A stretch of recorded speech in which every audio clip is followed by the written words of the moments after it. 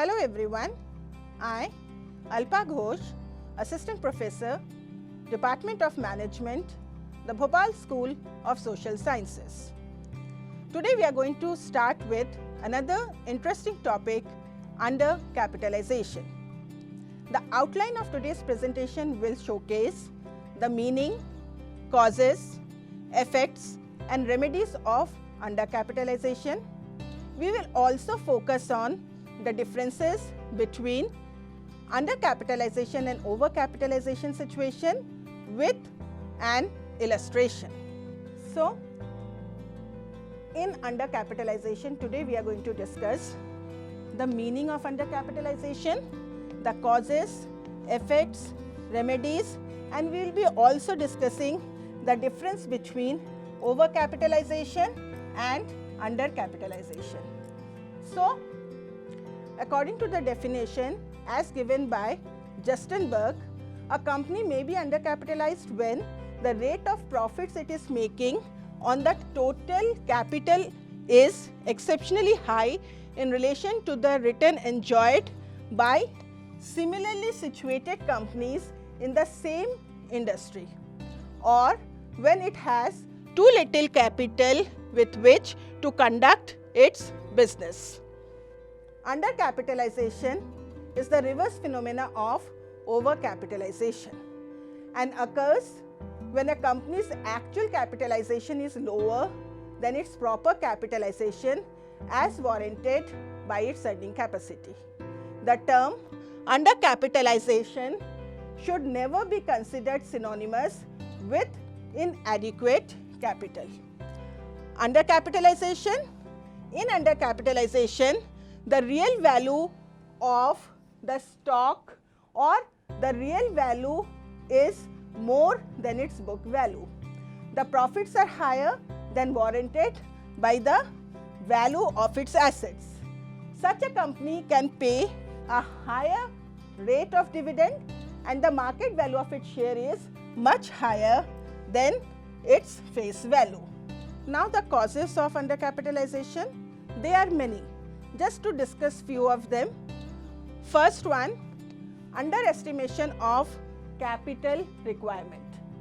It means we are making a wrong estimation for the capital which is required in the business, which results in shortage of funds. The second one, underestimation of future earnings.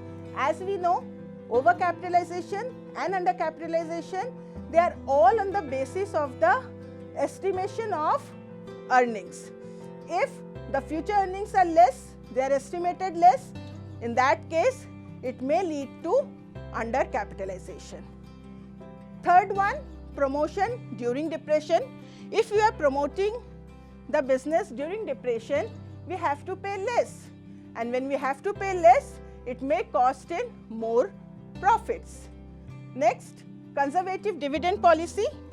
The conservative dividend policy is also one of the causes for undercapitalization because in conservative dividend policy, the firm retains major part of its earning in the form of retained earnings. The next one is very efficient management. If the management is very efficient, the working is very efficient, it may lead to more profits.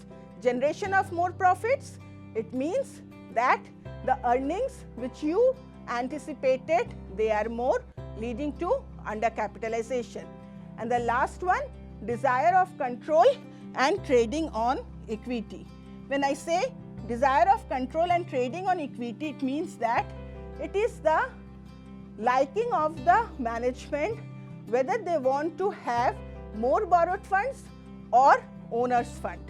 If they are going for trading on equity, in that case, they are taking the payments in the form of interest as allowable deduction.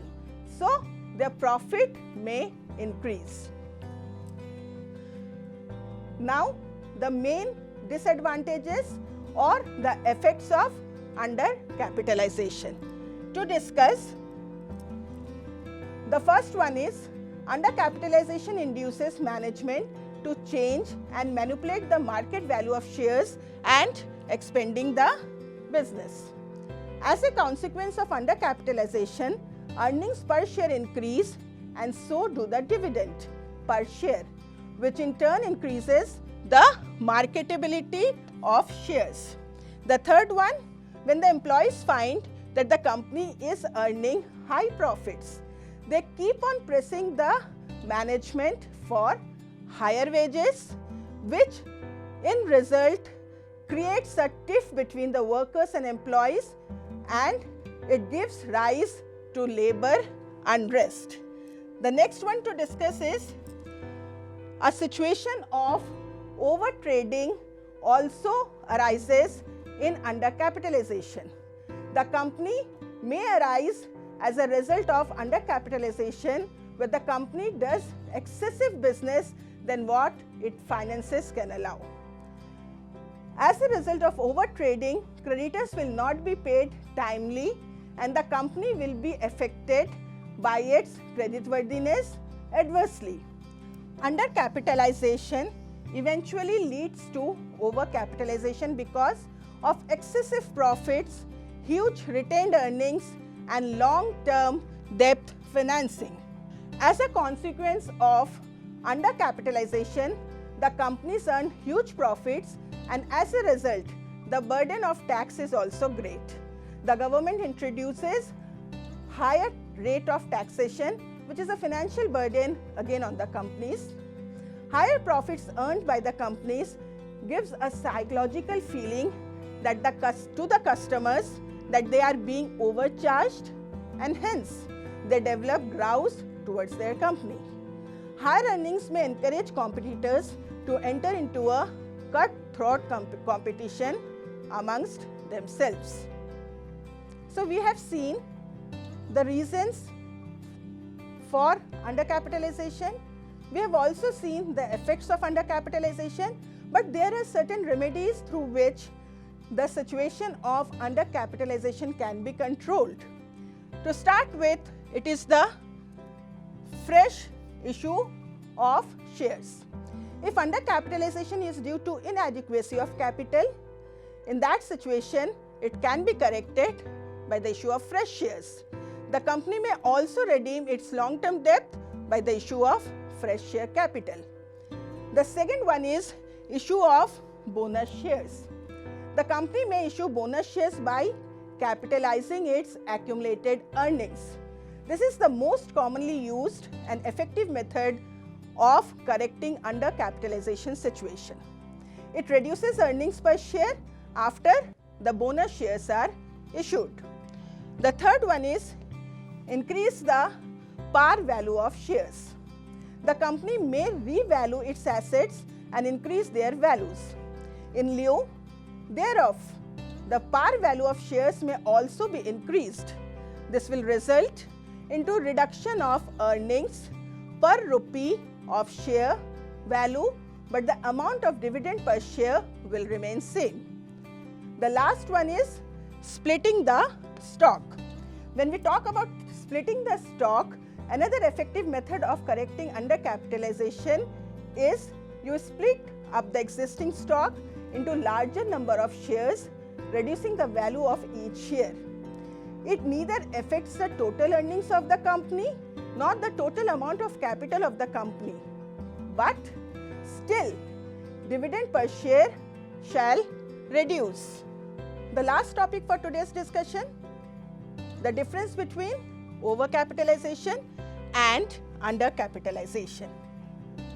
Overcapitalization involves a great strain on the financial resources of a company, whereas undercapitalization implies high rate of earnings on its shares. The remedial procedure of overcapitalization is more difficult and expensive as compared to the remedial procedure of undercapitalization. Undercapitalization accelerates cutthroat competition amongst companies, results in discontentment among employees and grouse amongst customers, whereas overcapitalization adversely affects the shareholders and endangers the economic stability and social prosperity.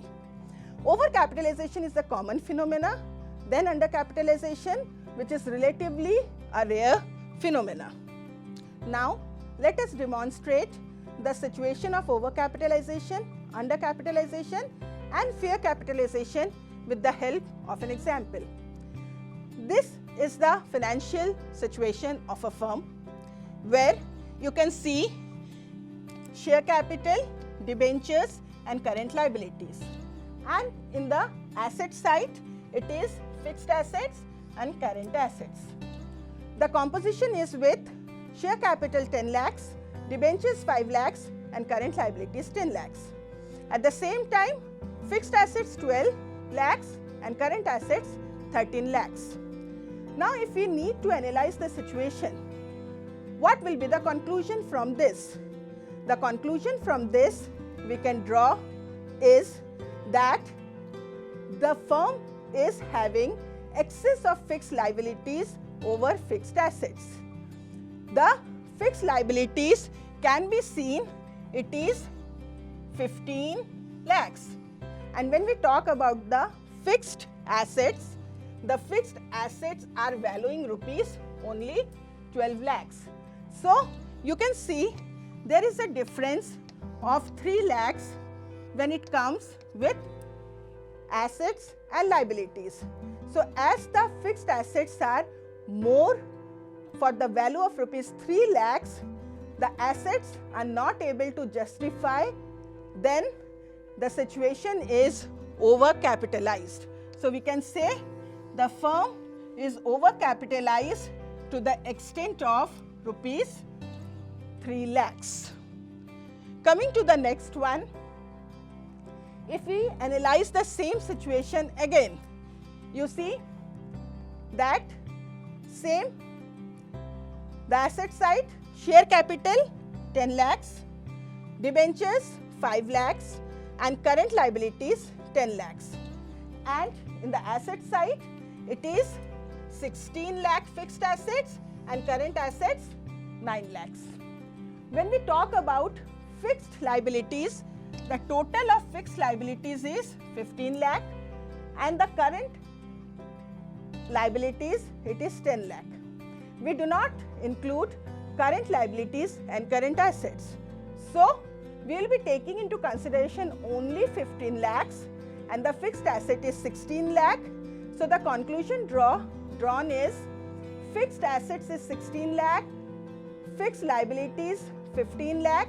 So, the fixed assets is 1 lakh more than the fixed liabilities. So, it will be a situation of when your assets are more compared to your fixed liabilities. In such a situation, the company is undercapitalized. So, we can conclude that the firm is undercapitalized to the extent of rupees 1 lakh. So, taking one more example and having the same situation, we have share capital valued rupees 10 lakhs, debenture valued rupees 5 lakhs, and here we will be taking only fixed assets which is valued rupees 15 lakh. On analyzing the situation, we can see that the value of total fixed liabilities is 15 lakhs and the same when we analyze the value of fixed assets. In such a situation, fixed assets is also 15 lakh. On analyzing the situations, we can see both are same. So, when a firm is having its fixed liabilities equal to the earnings that is required, that means fixed assets are also same, such a situation can be called that a firm is fairly capitalized. Again, a firm is said to be fair capitalized when the fixed liabilities is equal to the amount of fixed assets. So, this is all from my side for today. We will be soon meeting with one more new topic. Hopefully, it will be again exciting for you. Thank you.